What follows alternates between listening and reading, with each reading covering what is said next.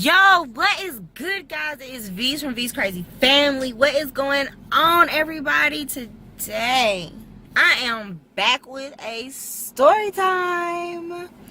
So let's get right into this. Okay, let me tell you what happened to me today.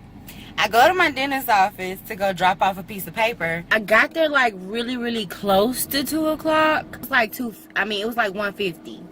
I go walk in, door opens, everything looks normal, but nobody's sitting at the front desk. So I'm thinking to myself, like, okay, well, they're probably just in the back. They probably didn't hear me walking in, or somebody's at the bathroom or something like that. They'll show up in just a second because they gotta come lock the door for 2 o'clock anyway. Standing there, I'm waiting. Dead silent in the building. There's no noise whatsoever. Eventually, I just go ahead and walk through the hallways like, hello? Excuse me. Is anybody in here? And ain't nobody answering. After a couple of hellos and excuse me, you ain't say nothing. Either one or two things happen. Something wrong with you, or you ain't here. Now I'm scared. And I'm kind of frozen, like, what I do next, bitch? I move? Do I walk out? Do I stay still? Do I call the police? I don't want to call the police. What do I do? Hey, I remember the other day when I came into the office, she said if I ever had a problem that there's a phone number I could call and it would give me a number to my doctor. So I called that number. And of course my doctor ain't answer the phone. But I was like, okay, well, probably busy, you know what I'm saying? He's okay. I'm not gonna freak out. He's okay. He's okay. Next thing I know, he calls me back. But when he called me back, he don't say nothing. So I'm like even more freaked out at this point. What is going on? It sounds like my doctor is in a bag, struggling to get out and can't get no air, can't breathe. So I'm over here like, doctor, hello? And never once does he respond. I wasn't freaking out before. I'm definitely freaking out at this point. Can't wait for the police to get here. I dart out the door. I go jump in my car and lock my doors and roll my windows. I grab my phone and I call Kiva and I'm like, Kiva, listen. I tell him everything that's going on. I ask him how he feels about it. And I'm like, am I being irrational? Like, should I just go?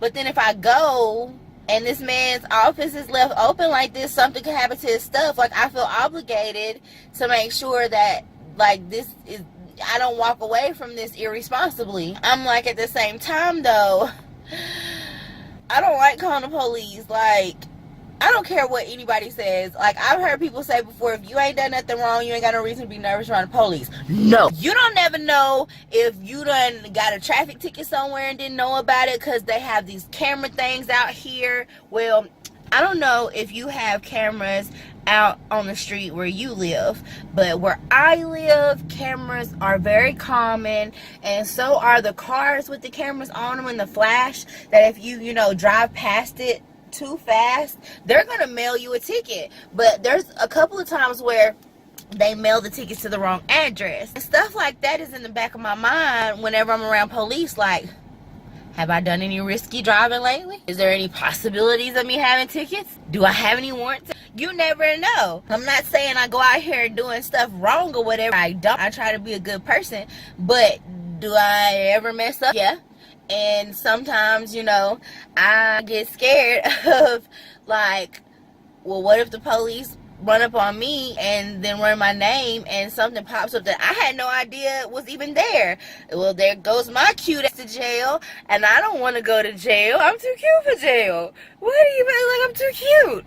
So, better safe than sorry. I don't call them unless I have to. Like, anyway, I go ahead and call them, because at this point I have been sitting at my doctor's office for like 20 or 30 minutes. I done went all through the building and touched everything, so if anything did happen, I'm like the last person here, and my fingerprints are everywhere, and if they got cameras, I'm on camera, and I'm like walking in and out of this man's building trying to look for them. It just looks bad. A couple minutes after I've been sitting out there, somebody pulls up. And I'm thinking to myself, like, okay, cool. Like, I'm not out here by myself. Maybe they work for this office and I just haven't seen them before. I rolled out my window and I asked her, I'm like, hey, do you work here? She goes, no. And I'm like, well, okay, I tell her what was going on. She goes, well, I was supposed to be coming to pick something up, and maybe they just left the doors unlocked so I could pick up my retainer. I really try not to be rude, but Susan, think about what you're saying. You don't work here. You ain't family. You're supposed to be coming to pick up a retainer, but you think your dentist is gonna leave the door open for you to come get the retainer while they on lunch? How is that possible, Susan? Oh, wow, I'm sitting here trying to understand how Susan has come to this conclusion. The police finally do pull up. When they pull up, I'm out the car ready. Y'all need my fingerprint. Y'all need anything from me, you can get it. You ain't gotta ask me for nothing here. Here you go. They're going straight in my hair for the DNA test to exclude me from whatever that happened over here. You need me to take a sip on a canned soda and give you the can? You can have my can. I don't even want the can, okay?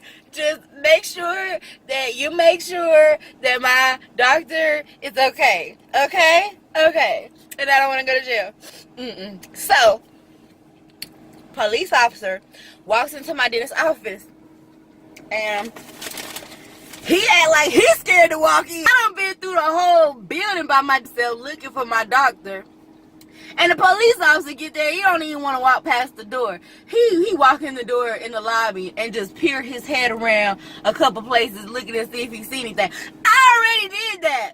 What, like Captain Save a Day? I done already did that. You supposed to be back there trying to make sure ain't nobody on the floor. You supposed to be back there trying to make sure ain't no robbers in there. What is you doing? I could have did that. We gonna get got out here with the police in the parking lot. Come on now.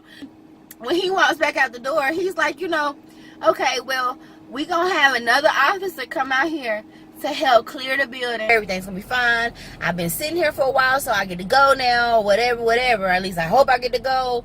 And, the first thing come out his mouth is he talks to the lady who had pulled up, and he was like, if you need to go, you can go. Well, he didn't say that to me, and I'm just, like, thinking to myself, like, Susan, don't leave me. Susan, don't leave me. Take me with you, Susan. No, Susan, don't pull off, Susan. I'm going with you, Susan. Tell them we came together. Don't leave me. Susan get in her car and pull the hell off. And I'm just sitting up here like, hi, officer. How are you? He's like, like if y'all want to go, y'all can go. You ain't had to tell me twice. I was gone the moment that you told me y'all can go. I was out the door. You ain't even had to finish your sentence. You ain't had to say nothing. I'm gonna get in my car right now and pull off like ain't nothing happened. Good day, sir. I see you later. And that's exactly what I did. Good day, sir. Good day. Cause you bitch is not about to get me. Okay. Good citizen do go wrong sometimes. I was just up here trying to be an exemplary good citizen. I ain't trying to get jammed up. I'm talking about something. That was my day. If I don't do nothing else for the rest of the day, I am good with that. Cause all this right here, all this, whew.